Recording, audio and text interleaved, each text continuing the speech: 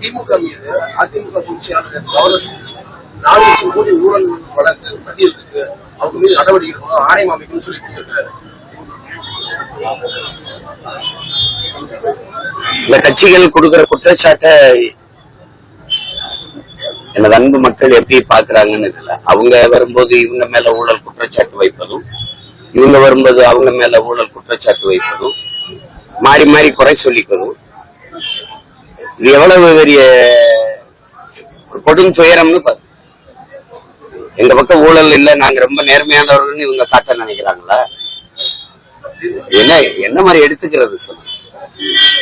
இது ஒரு தேர்தல் வரும்போது இது ஒரு வழக்கமா நடக்கிற ஒரு வேடிக்கை தான். திருவிழா காலங்கள்ல ஒரு வேடிக்கை காட்டுவோம்ல, ஒரு விழா, ஒரு நாடகம் போடுவோம்ல, அது மாதிரி ஒரு நாடகம். இத நம்ம பார்த்து ரசிச்சு சிரிச்சுக்கிட்டு போக வேண்டியதான். வேற என்ன சரி. அதிமுக பாமக கூட்டணி அது எதிர்பார்த்ததான். ஏற்கனவே பாமக அதிமுகவோட இருந்துச்சு. இப்ப அவங்களுக்கு வேற இது ஒண்ணுதான் வாய்ப்பா இருக்கு. அதனால இந்த கூட்டணிக்கு போவாங்கிறத நம்ம எதிர்பார்த்தோம். அதுல ஒண்ணு எதிர்பாராத ஒண்ணு இது நடந்துருச்சு அப்படின்னா தானே அதுல இருக்கு. அது பிரவீன் சக்கரவர்த்தி சொல்லியிருக்காரு, காங்கிரஸ் கட்சி தலைவர் வந்து நாங்க கூட்டணியில பலமா தான் இருக்கோம், எந்த ஒரு சங்கடமும் இல்லை அப்படின்னு சொல்லி நிர்வாகிகள் ஒரு தெளிவான ஒரு முடிவுக்கு ஒரு கருத்து இருக்கும், ஒரு பதில் இருக்கும். குழப்பத்துக்கு இருக்காது. அந்த குழப்பத்துக்கு பதில் சொல்ல முடியாது நம்ம. புரியுதா உங்களுக்கு? அதை போய் நம்ம பேசிட்டு கொஞ்சம் ஐயா நீங்க என்ன இல்லாத சிலதை அறிவிக்கல. இப்ப தங்கச்சி வந்து பவானியில போட்டிடுது, அது சொல்லல. அந்தியூர்ல போட்டிடுறாங்க சொல்ல. தம்பி கொண்டு வந்து விடல. இவரு முடக்குறிச்சியில போட்டிடுறாரு நம்பி அருண், அது சொல்லல. 21 பிப்ரவரி 21 மாநாட்டுல மொத்தமா 234 அறிவிப்போம், அதனால அது சொல்லல. எல்லா குறையும் எல்லாம் தேர்வு பண்ணி அப்படி இருக்கு. அங்கங்க வாய்ப்பு கிடைக்கும் போது சொல்றோம், வேலையை பிள்ளைய முன்னாடி செய்யட்டுங்கிறதுக்கா. 21 மொத்தமா அறிவிப்போம். பொங்கல் பரிசு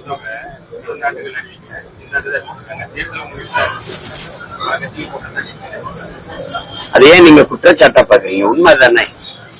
நீங்க உண்மையிலே மக்களுக்கு வந்து ஒவ்வொரு பொங்கலுக்கும் கொடுக்கணும் அப்படின்னா நீங்க போன பொங்கல் கொடுத்துருக்கணும்.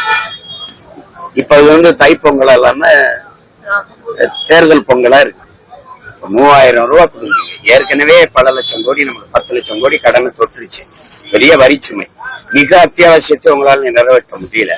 ஏன்னா ஆசிரியர் பெருமக்கள் சமவேளை சம ஊதியம் கட்டு போராடுறாங்க, அதை கொடுக்க முடியல. பாருங்க ஐயா, 58 கோடி தான் தேவைப்படுது. எவ்வளவு தேவைப்படுது? 58 கோடி. செவிலியர் போராட்டம், பணி நிரந்தரம். அங்க துப்புரவு பணியாளர்கள் எல்லாரும் வீதியில வந்து போராடிட்டு இருக்காங்க, அதை கொடுக்க முடியல. 12 காலமா நீண்ட காலமா போராடி வர்றாங்க இந்த பழைய ஓய்வூதிய திட்டத்துக்கு.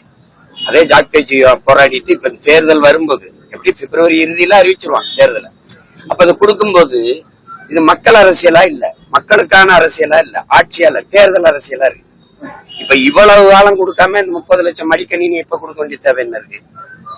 அடுத்த மாசம் தேர்தல் வரப்போது இப்ப கொடுக்குறீங்க. உண்மையிலே அக்கறை இருந்தா போன ஆண்டு கொடுத்துருந்தீங்கன்னா அது மக்கள் அரசியலா இருக்கும், நலன் அரசியலா இருக்கும், மக்கள் நலன் அரசியலா. இப்ப வரும்போது தேர்தல் அரசியல். அப்ப வாக்கை குறி வச்சு நகருது. அப்படித்தானே பார்க்க முடியும். இதையே நீங்க குற்றச்சாட்டா பாக்குறீங்க. உண்மைதானே? பிளே ஸ்டோர் மற்றும் ஆப் ஸ்டோரில் இருந்து பாலிமர் செயலியை QR கோடு மூலம் பதிவிறக்கம் செய்யுங்கள். செய்திகளை உடனுக்குடன் பெறுங்கள்.